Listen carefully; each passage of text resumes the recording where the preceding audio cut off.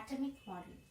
As we have seen that there are many discrepancies that has been found in Rutherford's atomic model, and thereby Bohr comes into the picture in 1913, and keeping the major concept of Rutherford's atomic model intact, he actually incorporates little bit of quantum concept into the atomic theory, and thereby giving a total new atomic theory, but the first to incorporate from quantum concepts is Bohr's atomic theory. So thereby this theory is one of the very famous one. Now coming to Bohr's theory of atomic model, it has three main postulates. So let's see one by one what are the various postulates. The first postulate, it says that electrons do not spiral away and radiate energy while orbiting the nucleus. So what we were seeing was the major discrepancy in Rutherford model was very much clearly handled in atomic model of Bohr. So in the first postulate itself, he says that around the nucleus, these orbits are non-radiating orbits. It means when electrons revolve in this orbit, they do not radiate any kind of radiation.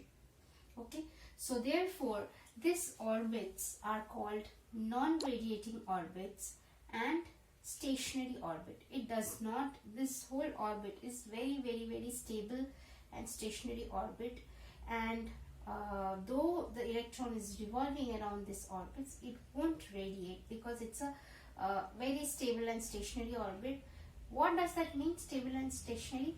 The total energy of that particular orbit is very definite. It won't change. So every orbit has a particular energy. And since, suppose if this is the first orbit, this is the second orbit from the nucleus, every such orbit has a definite energy level. So since we see that the first postulate says that electrons have this particular stationary orbits, and they are non-radiating, and these orbits have a stationary energy, I mean a definite energy. Each orbits have a particular energy. If this is E1, this is E2, and so on. Others also, third orbit E3, fourth orbit E4. So they have particular set of definite energy, and since the electrons is revolving in a particular stable non-radiating type of definite energy level, that is why they do not radiate, and therefore they do not lose any energy. So this is the first postulate. The second Bohr's postulate says that not only the energy, the angular momentum of these orbits are also very much definite. It means he has given this kind of formula where the angular momentum is definite. Angular momentum is given by nh by 2 pi, where n is the number. It can take 1, 2, 3 and so on. It means that the first orbit is n equal to 1, second n equal to 2, third n equal to 3 and so on. So here what we see, n actually tells us the number of the orbit, or also it is called as orbital number. So here this h is Planck's constant and 2 pi is also constant.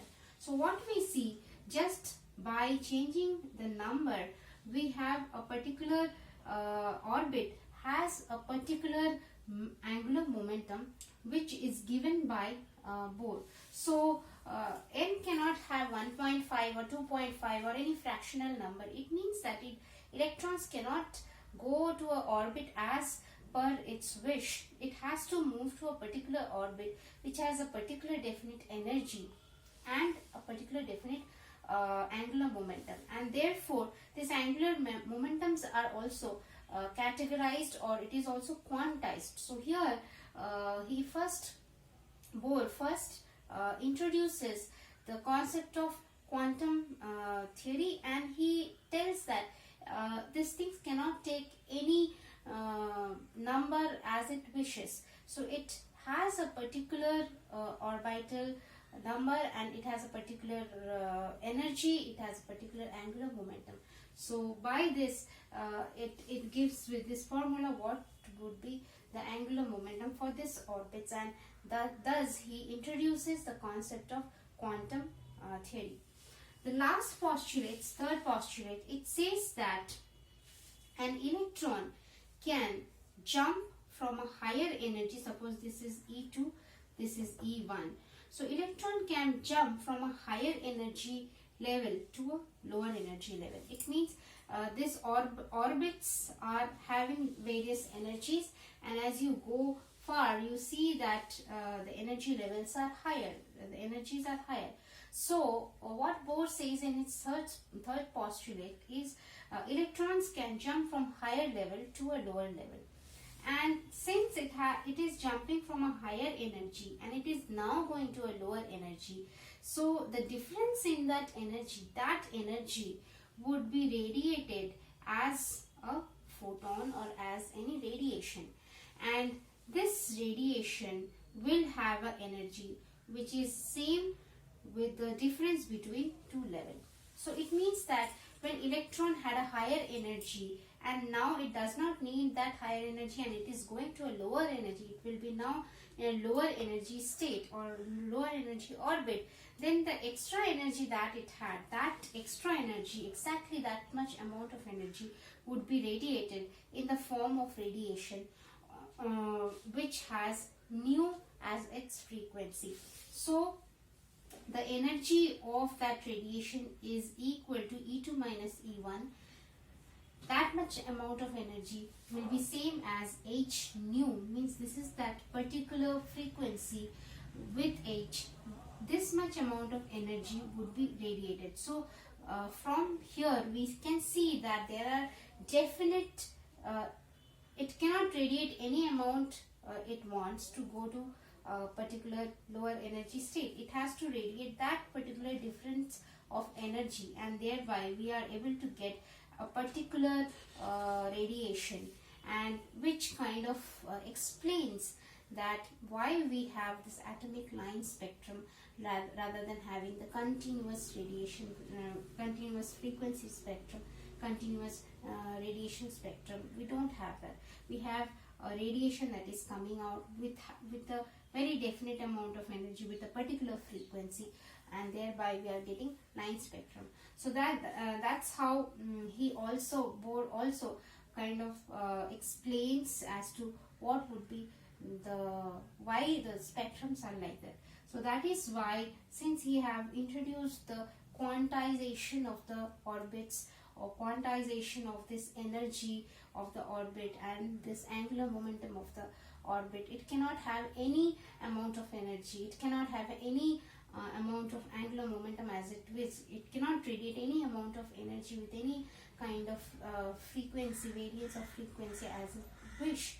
It has a very particular step-by-step quantized kind of phenomena going on, and thereby Bohr's atomic theory first introduces these quantum concepts into the atomic theory and tries to explain the phenomena of atoms, and that's why these three postulates given by Bohr is actually very important and becomes very famous.